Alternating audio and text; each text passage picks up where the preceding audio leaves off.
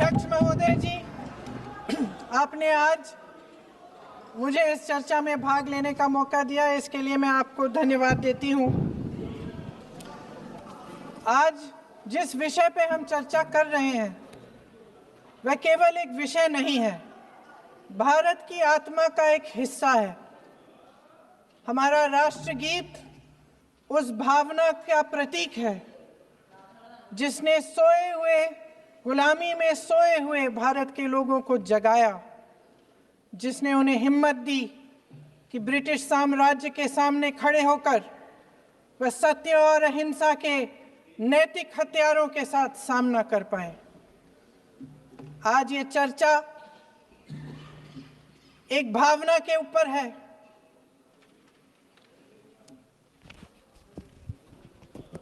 और जब हम वंदे मातरम का नाम लेते हैं तो वही भावना हमारे दिल में उजागर होती है। जब हम वंदे मातरम का नाम लेते हैं तो हमें उस पूरे इतिहास की याद आती है जो स्वतंत्रता संग्राम का इतिहास था, उसकी पीड़ा, उसका संघर्ष, उसका साहस, उसकी नैतिकता, उसका जो बल था कि ब्रिटिश साम्राज्य उसके सामने झुका।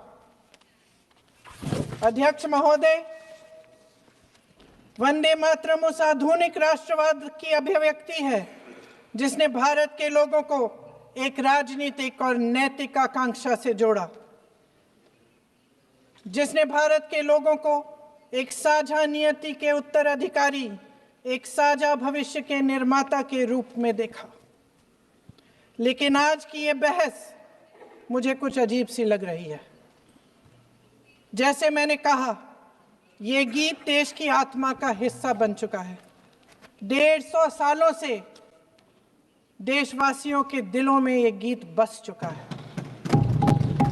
75 सालों से हमारा देश आजाद है, तो फिर आज इस बहस की क्या आवश्यकता है?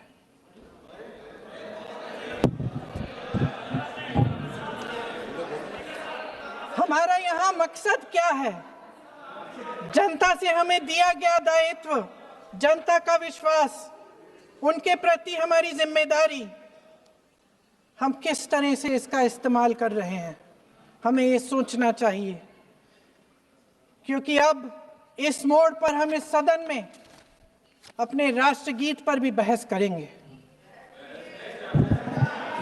आपने बहस मांगी है, आपने बहस मांगी है। आप तो इलेक्टोरल रिफॉर्म्स की बहस नहीं मांग रहे थे कि जब तक हम इस पर बहस नहीं करेंगे तब तक उस पर बहस नहीं होगी। इसकी वजह क्या है? इसकी वजह क्या है? हम आज यहाँ ये बहस क्यों कर रहे हैं? हमारा राष्ट्रगीत है, इस पर क्या बहस हो सकती है? हम ये बहस यहाँ आज 2 वजहों से कर रहे हैं। पहला कि बंगाल का चुनाव आ रहा है, हमारे प्रधानमंत्री अपनी भूमिका निभाना चाहते हैं उसमें। और दूसरी वजह ये है, ये मकसद है, पुरानी मकसद इनकी, अध्यक्ष महोदय, कि जिन्होंने स्वतंत्रता की लड़ाई लड़ी, जिन्होंने देश के लिए बड़ी बड़ी कुर्बानियां दी, उन पर सरकार नए आरोप लादने का मौका चाहती है। देश का ध्यान फिर से जनता के ज्वलंत मुद्दों से भटकाना चाहती है। यही एक मकसद है आपका।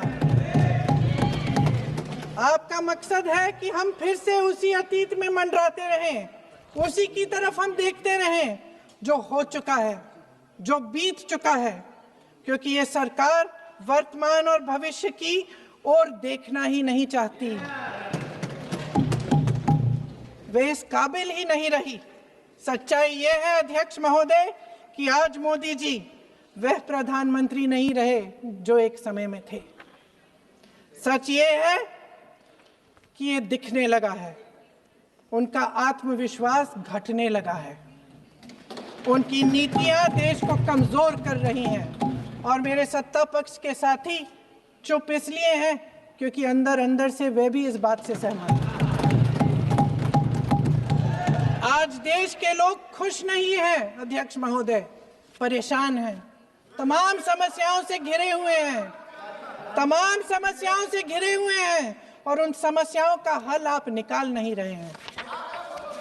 हाँ ठीक है, उसका भी बोल लेंगे, समय आएगा तो उसका भी बोल लेंगे, बल्कि कल समय आ रहा है, चुनाव पे चर्चा होगी, उस पे भी बोलेंगे। अध्यक्ष महोदय, इनके भी अपने लोग दबी जबान में कहने लगे हैं कि सारी सत्ता को केंद्रित करने से देश का नुकसान हो रहा है।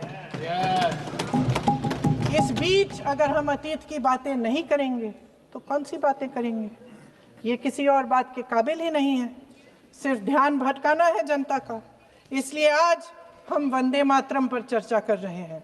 वंदे मातरम देश के कण कण में जीवित है, इस पर बहस नहीं हो सकती। लेकिन चलिए, आपने बहस मांगी, आप बहस करना चाहते हैं, बहस करते हैं।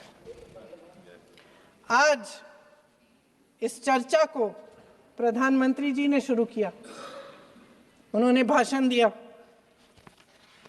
और इसको कहने में कोई झिझक नहीं है कि भाषण अच्छा देते हैं, थोड़ा सा लंबा, लेकिन भाषण अच्छा देते हैं। सिर्फ एक कमजोरी है, अगर आप इजाजत दें तो मैं बोलूं, एक कमजोरी है। हाँ, उसी पे बोल रहे हैं, वंदे मातरम पे बोलो आप। अब सर मैंने तारीफ कर ली, तो थोड़ा आज विषय वंदे मातरम का है, तो हम वंदे मातरम पर ही रखें, ठीक रहेगा सर। ये वंदे मातरम पे ही है। सर, आपने प्रधानमंत्री जी को सुना था, अब तो शुरू नहीं हुए। सर भाषण बहुत अच्छा देते हैं, लेकिन तथ्यों के मामले में कमजोर पड़ जाते हैं, बहुत कमजोर। इसमें भी एक कला होती है कि तथ्यों को किस तरह से जनता के सामने रखा जाए। मैं तो नहीं हूं, जनता की प्रतिनिधि हूं, कलाकार तो नहीं हूं। इसीलिए मैं भी सदन के सामने कुछ तथ्य रखना चाहती हूं, लेकिन सिर्फ तथ्य के रूप में रखना चाहती हूं।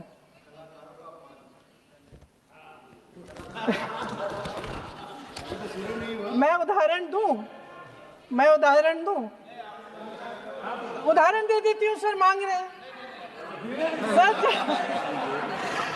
सर वंदे मातरम के बारे में, वंदे मातरम की जो सालगिरह पे आपने एक बड़ा कार्यक्रम आयोजित किया था, उसमें प्रधानमंत्री जी ने भाषण दिया। उसमें उन्होंने कहा कि 1896 में पहली बार गुरुदेव रविंद्रनाथ टैगोर ने ये गीत एक अधिवेशन में गाया। उन्होंने ये नहीं बताया कि कौन सा अधिवेशन था, महासभा, हिंदू महासभा का अधिवेशन था, आरएसएस का अधिवेशन था, किस बात से कतरा रहे थे कि ये कांग्रेस का अधिवेशन था। और उदाहरण दूं कि मैं अपना भाषण जारी रखूं, दे रही हूं। जो वंदे मातरम की जो क्रोनोलॉजी है वो भी आप समझिए, जो असली क्रोनोलॉजी है। 1875 में महाकवि बंकिम चंद्र चट्टोपाध्याय ने इस गीत के पहले दो अंतरे लिखे, जो आज हमारे राष्ट्रगीत घोषित हुए हैं, मतलब जो घोषित हुए थे और जिसको हम आज अपना राष्ट्रगीत कहलाते हैं। ये पहले दो अंतरे लिखे। 1882 में 7 साल बाद उनका एक उपन्यास प्रकाशित हुआ, आनंद मठ। उस उपन्यास में यही कविता उन्होंने प्रकाशित की, लेकिन इसमें 4 अंतरे जोड़ दिए। 1896 में कांग्रेस के अधिवेशन में गुरुदेव रविंद्रनाथ टैगोर ने पहली बार ये गीत गाया। 1905 में बंगाल के विभाजन के खिलाफ आंदोलन के समय वंदे मातरम जनता की एकता की गुहार बनकर गली गली से उठा। गुरुदेव रविंद्रनाथ टैगोर जैसे महान स्वतंत्रता सेनानी इस गीत को खुद गाते हुए बंगाल की सड़कों पर उतरे। विद्यार्थियों से लेकर किसानों तक, व्यापारियों से लेकर वकीलों तक, हर कोई ये गीत गाने लगा। इस गीत की शक्ति को समझिए। ब्रिटिश साम्राज्य इसको सुनकर कांपता था और हमारे देशवासी इसको सुनकर वे मन बनाते थे, वे हिम्मत बनाते थे कि इस भयंकर साम्राज्य के खिलाफ सत्य और अहिंसा के नैतिक हथियारों को लेकर शहीद होने की तैयारी करते थे। ये गीत मातृभूमि के लिए मर मिटने की भावना को जगाता है। इस गीत की शक्ति ये है, इस गीत का हमारे देश से जुड़ाव ये है। लेकिन 1930 के दशक में हमारे देश में जब सांप्रदायिक राजनीति उभरी, तब ये गीत विवादित होने लगा। 1937 में, अब ये मैं दूसरा उदाहरण देने वाली हूँ क्योंकि प्रधानमंत्री जी ने अपने भाषण में इसका उल्लेख किया और गलत किया, इसीलिए मैं इसके जो सच्चे जो तथ्य हैं वो आपके सामने रख रही हूँ। 1937 में नेताजी सुभाष चंद्र बोस कांग्रेस का अधिवेशन कलकत्ता में होने जा रहा था, उसका आयोजन कर रहे थे। तो जो मोदी जी ने पत्र सुनाया सदन में 20 अक्टूबर का और कहा कि जवाहरलाल नेहरू जी ने नेताजी को ये चिट्ठी लिखी और ये कहा कि इस पर चर्चा होनी चाहिए, उससे पहले 3 दिन पहले नेताजी सुभाष चंद्र बोस ने पंडित जवाहरलाल नेहरू को एक चिट्ठी लिखी थी जिसका जिक्र आपके प्रधानमंत्री ने नहीं किया। और इस चिट्ठी में सुन लीजिएगा,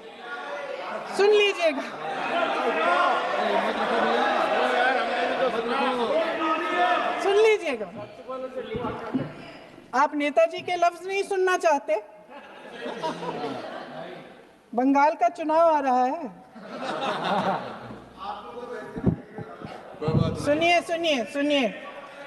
सुनिए। हाँ, कोई बात नहीं, हम तो देश के लिए हैं, हम देश के लिए हैं। आप चुनाव के लिए हैं, हम देश के लिए हैं। हम जितने भी चुनाव हारे, हम यहाँ बैठे रहेंगे और आपसे लड़ते रहेंगे और आपकी विचारधारा से लड़ते रहेंगे। अपने इस देश के लिए, अपनी इस मिट्टी के लिए लड़ते रहेंगे। आप हमें रोक नहीं सकते।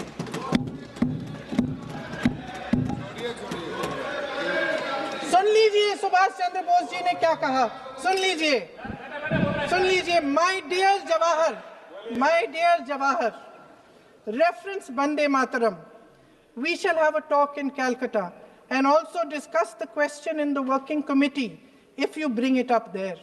I have written to Dr. Tagore to discuss this matter with you when you visit Santi Niketan.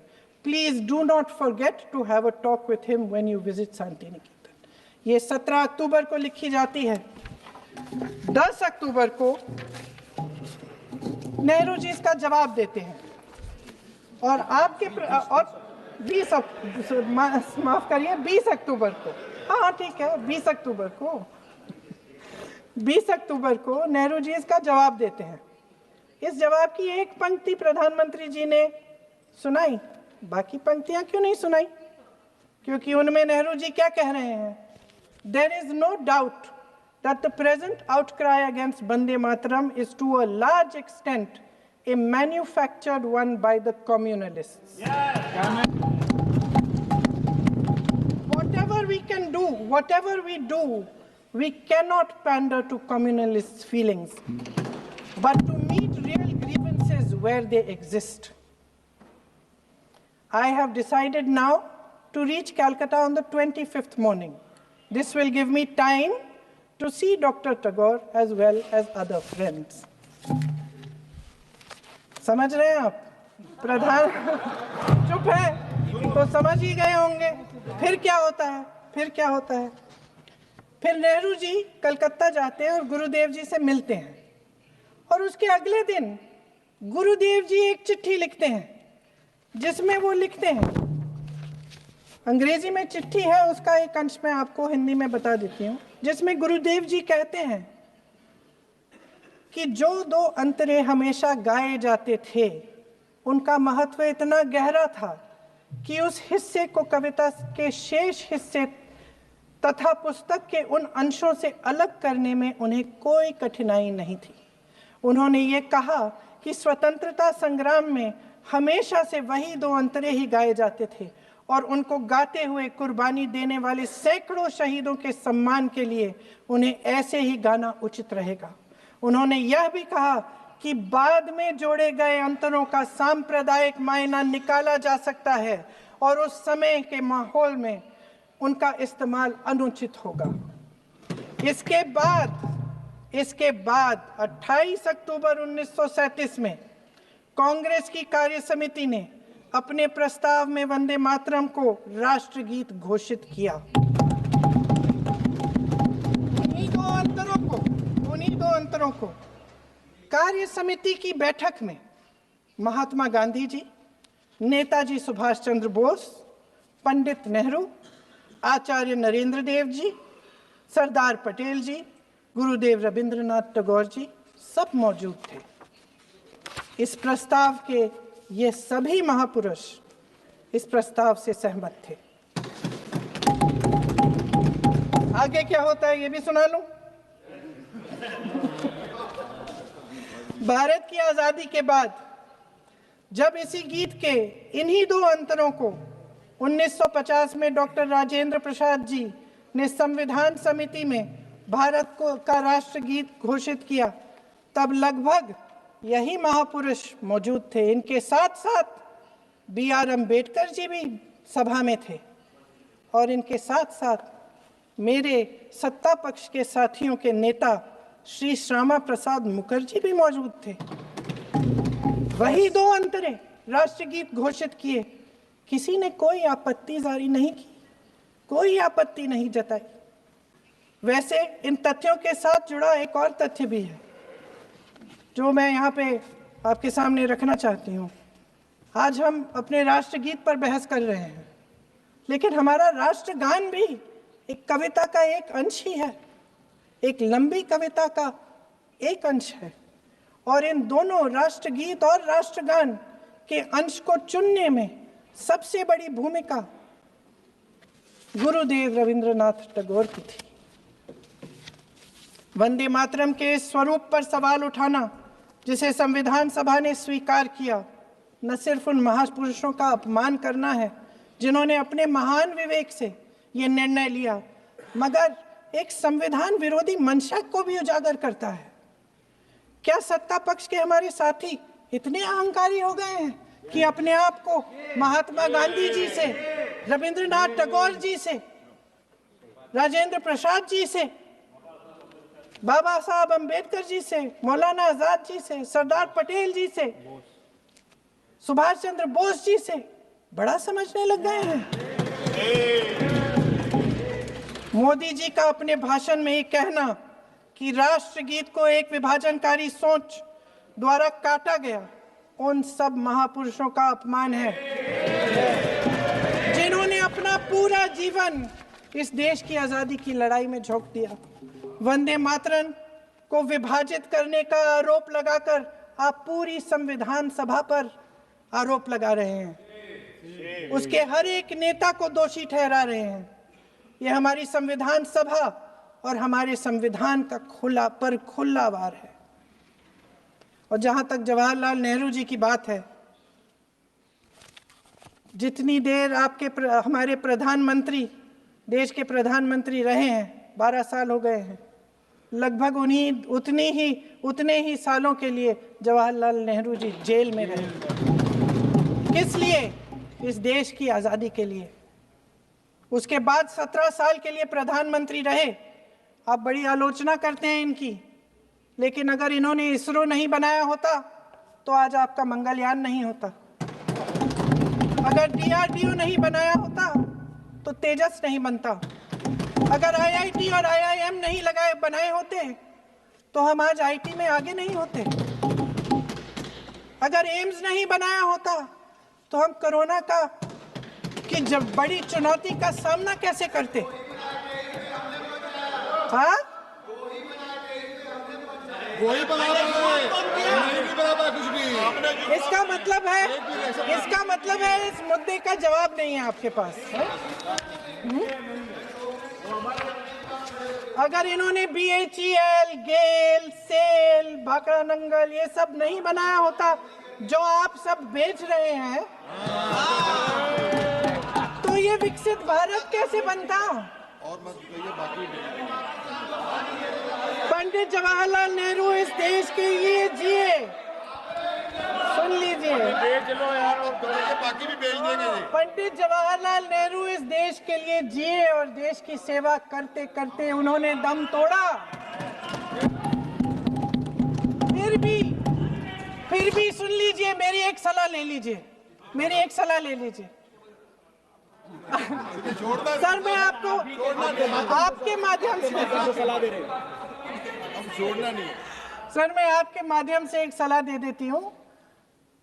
हमारे प्रधानमंत्री महोदय 12 सालों से इस सदन में हैं, मैं मात्र 12 महीनों से हूँ। फिर भी छोटी सी सलाह है।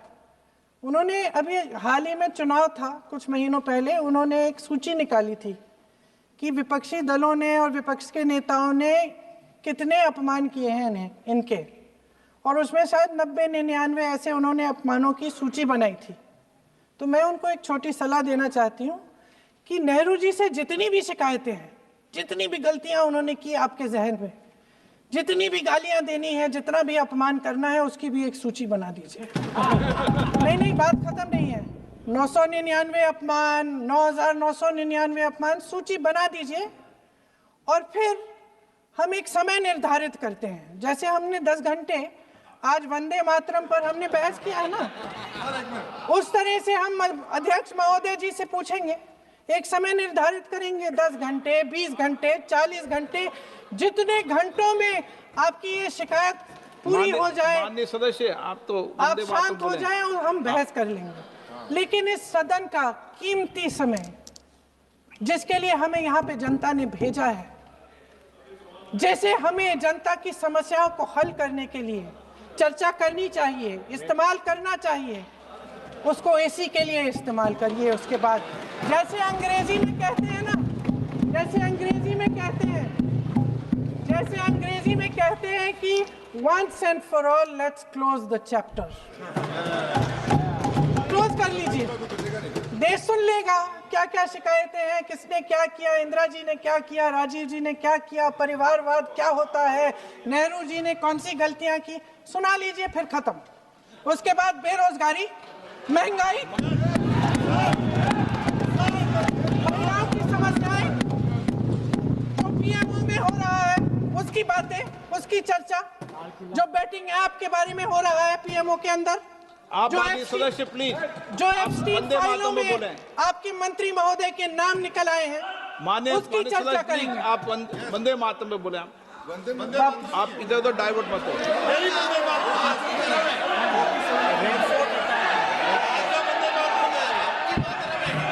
डिलीट कर दो,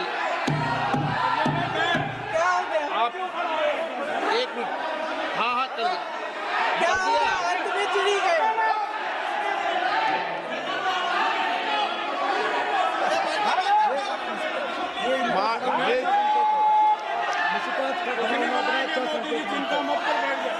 बहुत बढ़िया। माननीय आगे सदस्य 1 मिनट, माननीय सदस्य आगे बढ़ो, आप महोदय, आगे वंदे बढ़ो। मातरम पर सार्थक चर्चा करें। ठीक सर, इधर उधर सर, बात डाइवर्ट मत यही हो। थी सर, संक्षिप्त में बात यही थी कोई डाइवर्ट नहीं कि होना हम चाहिए अतीत अपन में को। बातें करते रहते हैं। माननीय सदस्य नहीं, आप बिना तथ्यों के कोई बात नहीं करें। आप वंदे मातरम पे बोले उचित रहेगा।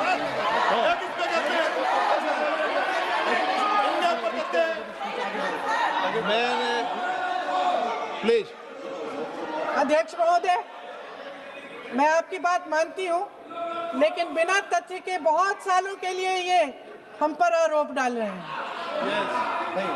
हम चुपचाप सुनते हैं, इनको भी थोड़ी सी संतुलन होनी चाहिए, सुनने की थोड़ी सी हिम्मत होनी चाहिए। ये राजनीति है, हम बोलेंगे, आप वंदे बोलेंगे। मातरम बोलें। ठीक।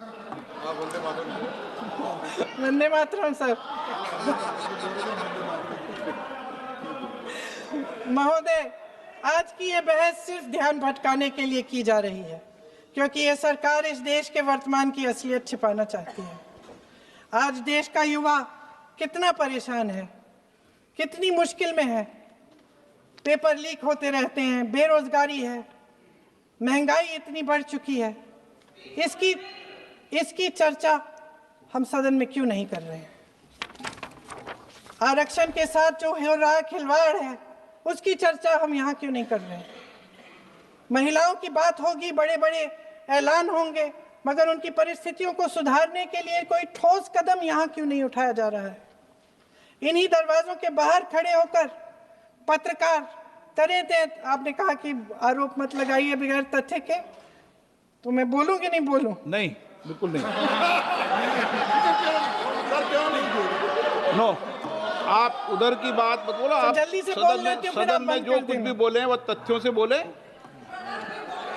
आपको हर चीज ऑथेंटिक करनी पड़ेगी, इसलिए आप तथ्यों से बोले। तत्ते पे लगाए। अच्छा सर, बड़े बड़े शहरों में प्रदूषण है, लेकिन हम इस सदन में बैठकर सिर्फ छोटी छोटी बातें करेंगे। जी, जो अतीत की बातें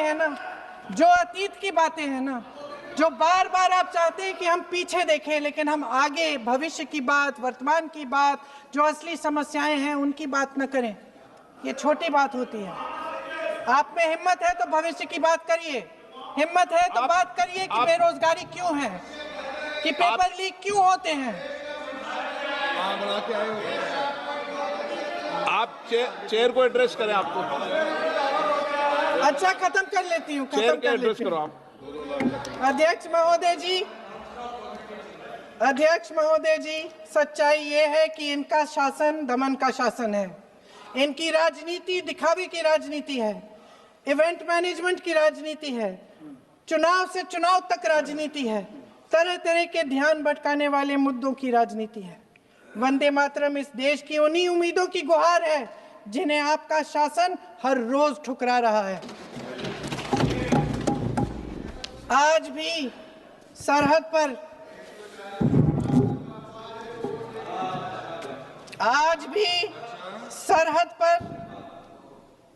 पर जवान जब दुश्मन का सामना करता है तो उसकी छाती में वंदे मातरम गूंजता है। आज भी जब हमारा खिलाड़ी अंतर्राष्ट्रीय खेलों में जाता है तो उसके दिल की धड़कन में वंदे मातरम होता है। आज भी इस देश के करोड़ों देशवासी जब अपने राष्ट्र ध्वज को फहराते हुए देखते हैं तो उनकी जबान पर वंदे मातरम, वंदे मातरम, वंदे मातरम आता है।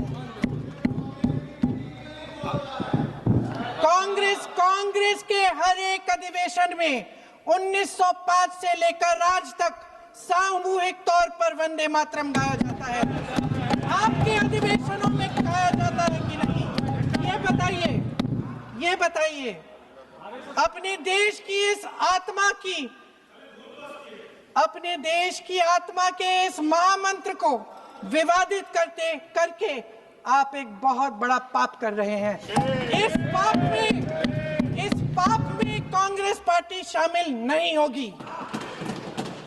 ये राष्ट्रगीत वंदे मातरम हमेशा से हमें प्यारा है, हमेशा से हमारे लिए पवित्र रहा है और हमेशा के लिए हमारे लिए पवित्र रहेगा। धन्यवाद।